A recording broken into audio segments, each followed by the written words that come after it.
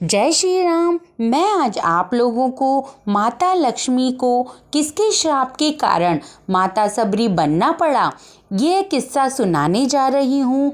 भगवान विष्णु और माता लक्ष्मी क्षीर सागर में शेषनाग की सैया पर बैठे हुए थे।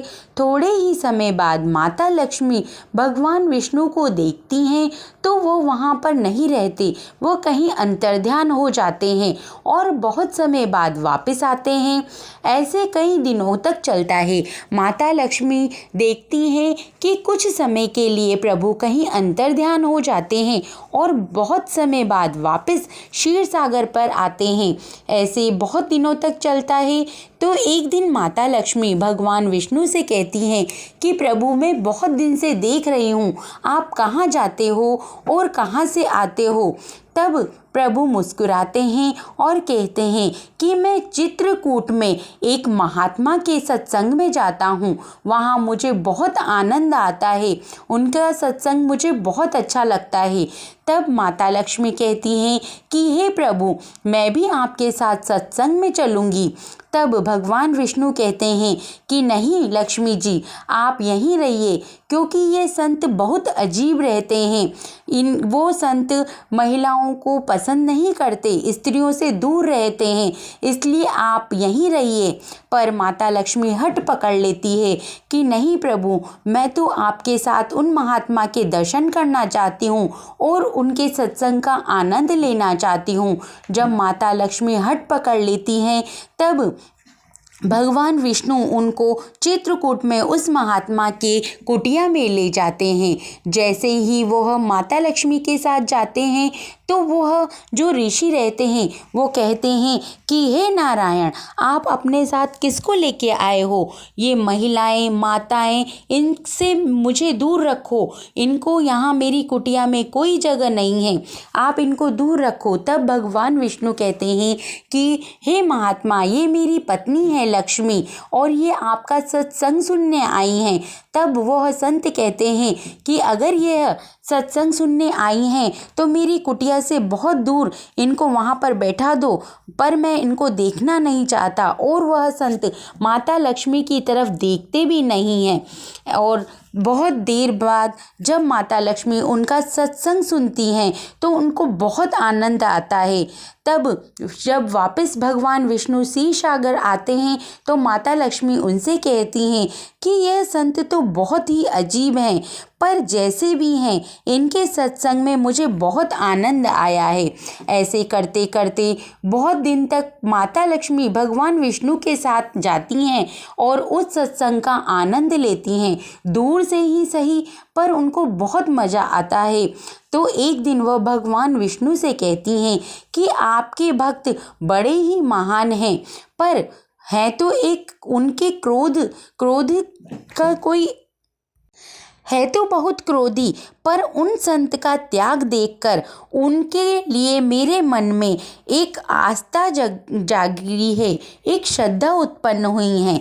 तब भगवान विष्णु कहते हैं कि देवी लक्ष्मी, आपकी क्या श्रद्धा उत्पन्न हुई है? तब माता लक्ष्मी कहती हैं कि मैं उनको बैकुंठ में लाकर अपने हाथों से भोजन बनाकर खिलाना चाहती हूँ।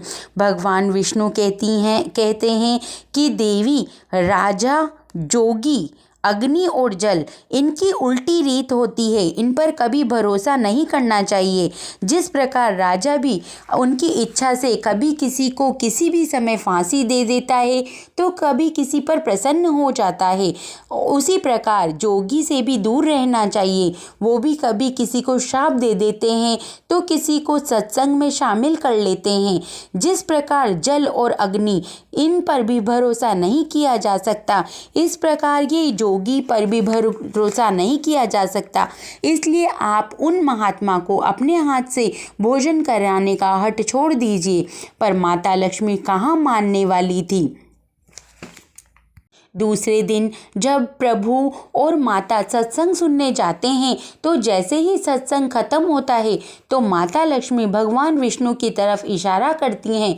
तब भगवान विष्णु हाथ जोड़कर संत जी से कहते हैं कि हे प्रभु, मैं आपको बैकुंठ में लक्ष्मी जी अपने हाथ से आपको भोजन कराना चाहती हैं।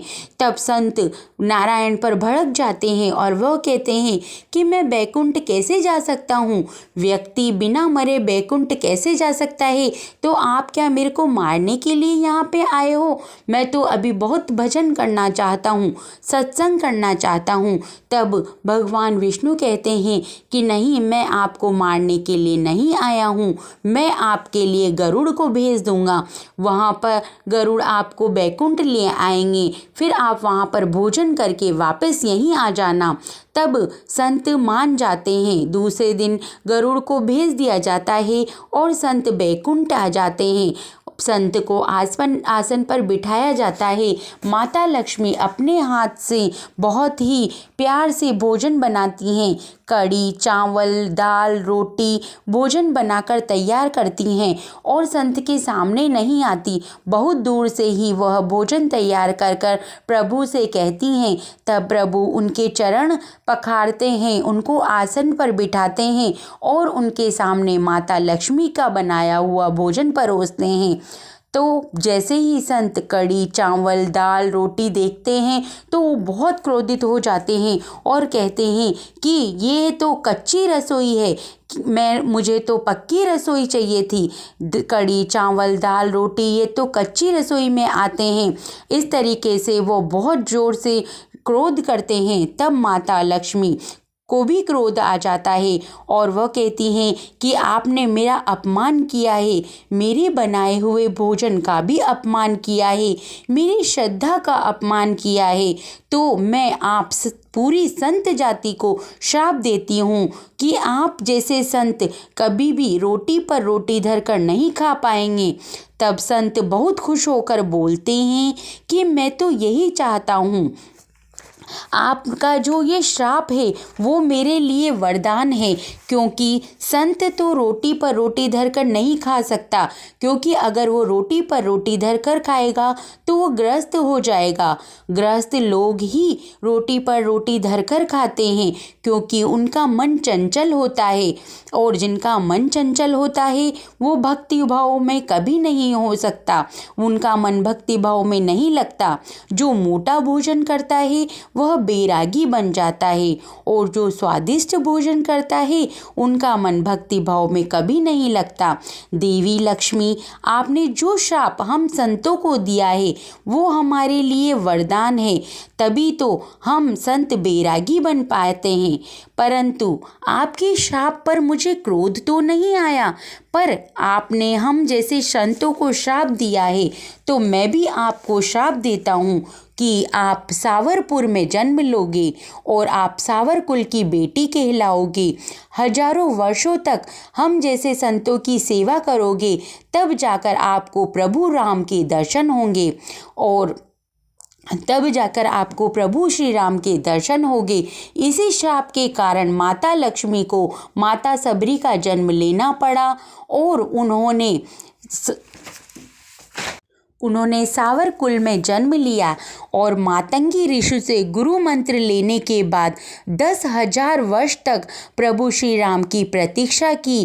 कई वर्षों, हजारों वर्षों तक संतों की सेवाएं की, तब जाकर प्रभु श्री राम के उनको दर्शन हुए। और तो माता लक्ष्मी, एक संत के श्राप के कारण सबरी का जन्म लेना पड़ा। ये जानकारी आप लोगों को कैसी लगी? अगर ये आपको पसंद आई हो तो इस चैनल को लाइक, शेयर और सब्सक्राइब जरूर कर दें। धन्यवाद।